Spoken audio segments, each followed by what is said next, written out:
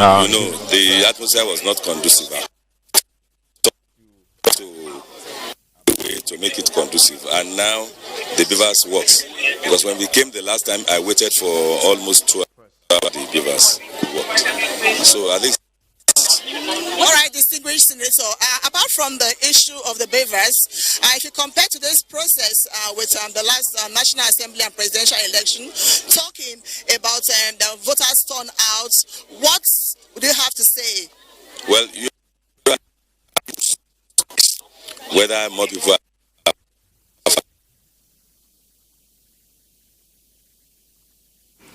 all right.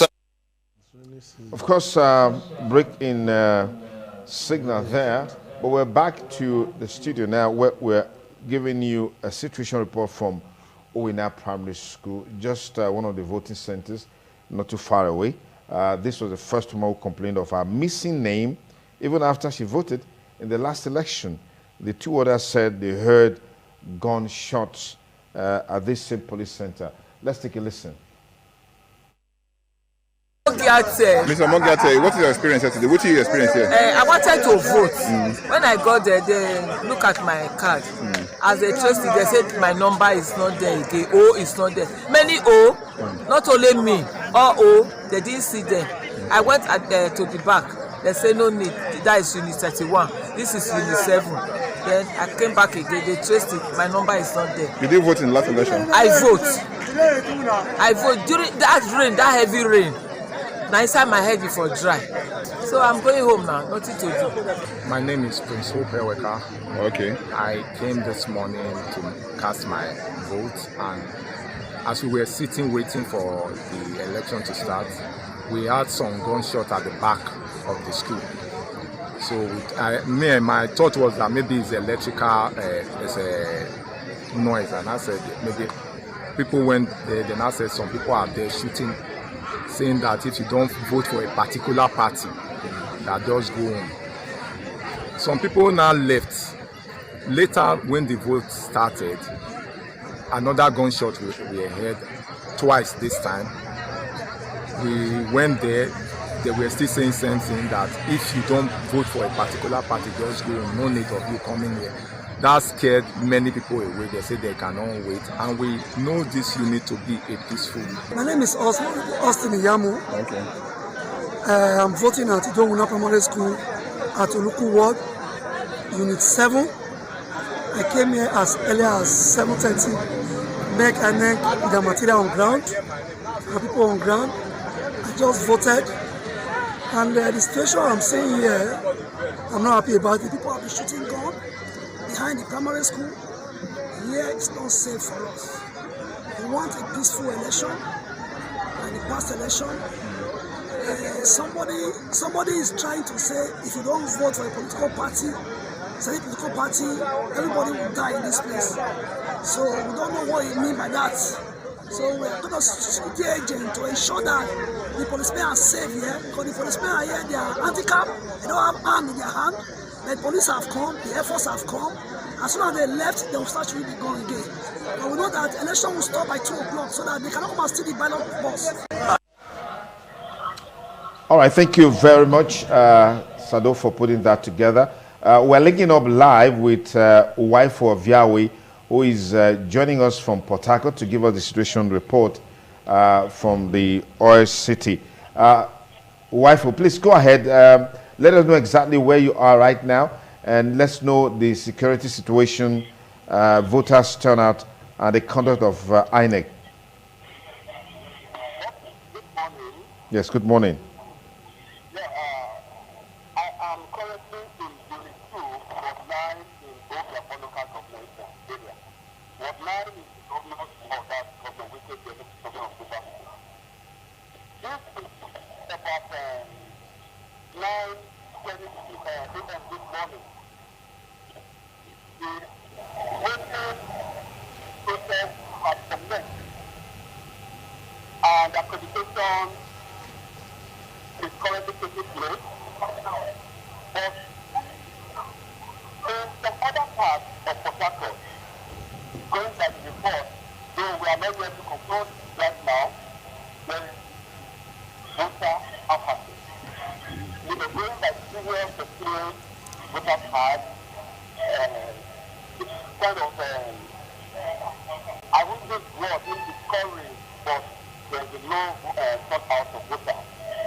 But like I said, we cannot judge by this current situation. I should believe that the accredited and the visible voters are going to come out and to cast their vote. But in this, where I am, was 9, Unit 2, Unit 4, Unit 7, which is the governor's unit. There's last one out. Definitely, we know that definitely there's going to be work of solidarity support vote when it comes to this ward. Okay. So this ward in Ward 9, Osinbajo, is a large turnout of both UDP and non-UDP coming out to cast their vote. And as I'm talking to you now, the voting process has commenced. Unlike in Fanda, in Calabari, Libera area or the coastal area, we need to understand that there is no turnout. But we cannot judge by the current situation the division some of the eligible voters are still getting ready to come out and cast their vote. So within the now and the next 3 hours, we will see the clearer picture and the breakdown of the situation report. After Unit 7, which is the governor's unit,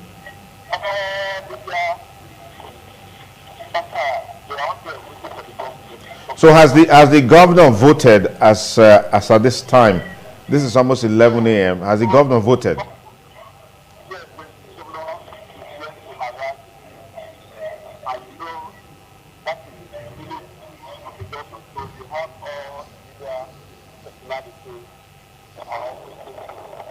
Okay, wife, will quickly talk to us about the security coverage that you've observed in some of these areas that you've monitored. What is the level of security coverage?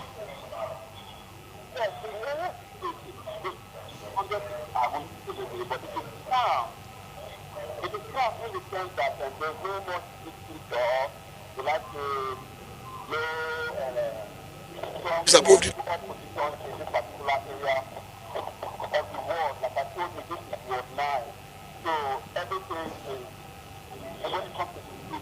Okay, wife, let me just pause you a moment. I will just hold the line. I'll get back to you, but we're going straight to Osun State, where the governor is talking to the press after casting his vote. They should not be afraid with anybody. They should come out and perform their civic duty. It is their right, to vote. It is their right to perform their civic duty because democracy is here to stay. All right, democracy is. I want to say big thanks to our wife of Yahweh who joined us from Port Harcourt, one of our volunteer journalists, updating us with what's happening in Lagos. I mean, in Port Harcourt. The governor, Nyesom Wike, is yet to vote, but now the Vice President of the Federal Republic of Nigeria, Professor Yemi Osinbajo, has just voted alongside his wife at Ward 1, Gorege Unit 14 in the Ikenne local government area of Ogun State. He cast his vote at about 10:35 this morning. He commended the process and expressed optimism it will be the same across the country. So far, so good. That seems to be how the election has panned out. But one major talking point is the menace, the challenge of voter apathy. We talked about extensively at the beginning of the program, and that's manifesting. The Vice President there, in the film that you're seeing now, about to cast his vote, having thumbprinted, and he's expressed optimism that the process, which is very peaceful in this state, will be replicated all across the Federation. But that's not taking away the issue of voter apathy that we have heard of and we have seen in some states of the Federation. Mr. Vice President, Professor Yemi Osinbajo, and we also we can't really identify the person standing by him, but obviously we can tell this is his wife, who also has just cast her vote, and she's walking beside her husband. Her attention just been drawn to something that needs to be addressed there. Mr. Vice President is on the verge of talking to the press. We'll take a listen, and we'll be back with you. Thank you.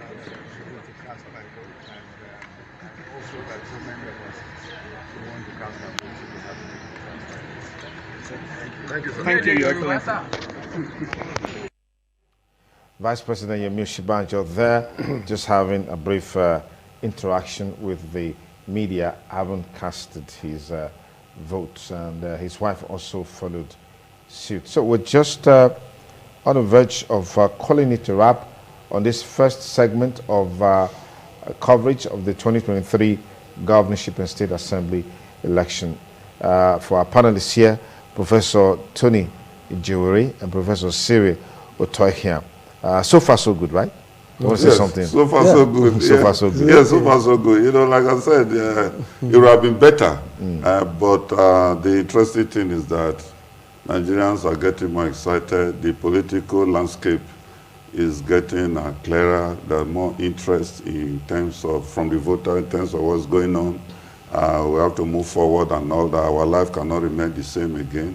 We have to be better than what we presently find ourselves and all that. But like I keep saying, I think to make all these things come into friction, INEC has a major role to play. Absolutely, Prof. Well, it's interesting, but I think there will be need for the entire populace to be sensitized in terms of overlooking that attitude being attached to the presidential sentiments of presidential election, fallout from presidential election, and also to make them aware that every election matters. Every step in electoral process matters. Okay. So that they don't overlook other elections because of presidential election and end up having wrong persons at House of Assembly and even the government house, which is even closer to them. All right, let's look at this clip now. The governor of Edo State, Mr. Godwin Obaseki, and his wife, Her Excellency Betsy Obaseki, just exercised their civic responsibility shortly after accreditation at Unit 19, Oredo Ward 4, in a Mokbai Model Primary School along Mission Road, Benin City. Mr. Governor Godwin Obaseki and his wife interacting with the press after voting. From getting to their units. Right now, people have been prevented or they've been deterred from going to vote. Was that not based on the probably report or the apprehension that these elections will be violent? We know, so we're saying there should be some balance. This is extreme. All right, thank you so much. You can see that it's a totally different mood today compared to what happened February 25th. That was an aberration. Today, the real people of people will come out and express themselves based on the local issues, not national issues. You are confident you win your unit? I'm the governor. Okay, Mr. Governor Godwin Obaseki there, giving assessment of the exercise and engagement with the press after casting his vote. That brings us to the end of the first session of Nigerian Decides Live Studio on independent television and radio for the coverage of the state governorship and state House of Assembly election. We'll take a short break. We'll be back in a moment with the rest of our coverage. Professor Soikia and Ijewere, they're still here with us. Thank you so much for your time. Thank you. It's a pleasure. All right, we'll be back with you in a moment. Stay with us.